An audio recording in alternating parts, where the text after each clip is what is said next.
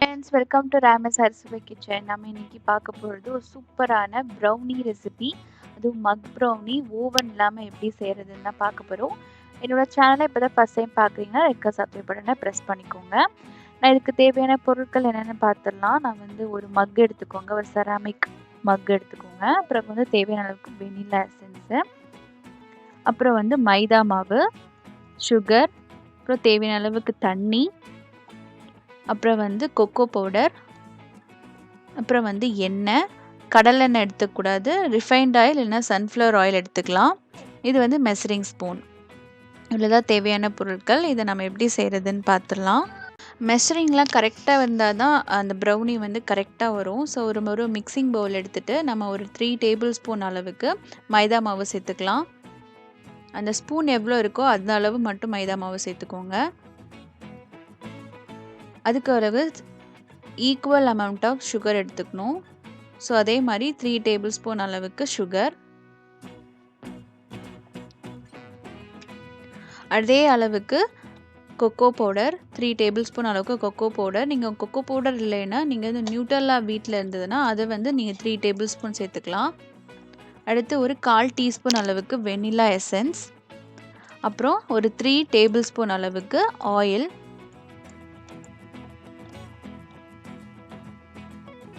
நல்லா refined oil தான் எடுத்துக்கணும். அடுத்து வந்து தேவையான அளவுக்கு தண்ணி சேர்த்துக்கலாம். நான் வந்து ஒரு 3 டேபிள் ஸ்பூன் ஒரு மினிமமாக சொல்லியிருக்கேன். அதுக்கப்புறம் உங்களுக்கு தேவைப்பட்டதுன்னா நீங்கள் எக்ஸ்ட்ராவாக தண்ணி சேர்த்துக்கலாம். ஸோ சர்க்குலர் மோஷனில் வந்து நீங்கள் மிக்ஸ் பண்ணாமல் ஒரு கட் அண்ட் ஃபோல்டு அந்த மெத்தடில் வந்து நீங்கள் மிக்ஸ் பண்ணணும். ஸோ நான் எப்படி மிக்ஸ் பண்ணுறேனோ அந்த மாதிரி மிக்ஸ் பண்ணணும். அந்த கன்சிஸ்டன்சி பார்த்துக்கோங்க. இந்த அளவுக்கு வந்து அந்த கன்சிஸ்டன்சி இருக்கணும். அப்போனா தான் வந்து ப்ரௌனி நல்லா வரும். அதனால் தேவையான அளவுக்கு மட்டும் தண்ணி நீங்கள் எவ்வளோ வேணுமோ அந்த அளவுக்கு தண்ணி சேர்த்து மிக்ஸ் பண்ணிக்கோங்க. மிக்ஸ் பண்ணிவிட்டு நம்ம அதை வந்து அந்த மிக்சரை வந்து நம்ம பவுலில் சேர்த்துடலாம். நான் வந்து இட்லி பாத்திரத்தில் தான் வைக்க போகிறேன். ஸோ இட்லி பாத்திரம் கீழே வந்து நான் வந்து உப்பு போட்டிருக்கேன். உப்பு போட்டுட்டு அதுக்கு மேலே ஒரு ஸ்டாண்ட் வச்சுட்டு அதை வந்து ப்ரீஹீட் பண்ணிக்கணும். ஒரு 5லேருந்து 10 நிமிஷம் வந்து அந்த இட்லி பாத்திரம் வந்து நம்ம ப்ரீஹீட் பண்ணிவிட்டு அதுக்கப்புறம் நாம் இந்த மக்கை உள்ளே வச்சுட்டு மறுபடியும் சிம்மரில் ஒரு 20 to 25 மினிட்ஸ் ஆகும் நம்ம வேகிறதுக்கு. இப்போ வந்து ஒரு 15 நிமிஷம் ஆயிருக்கு. செக் பண்ணிக்கலாம்.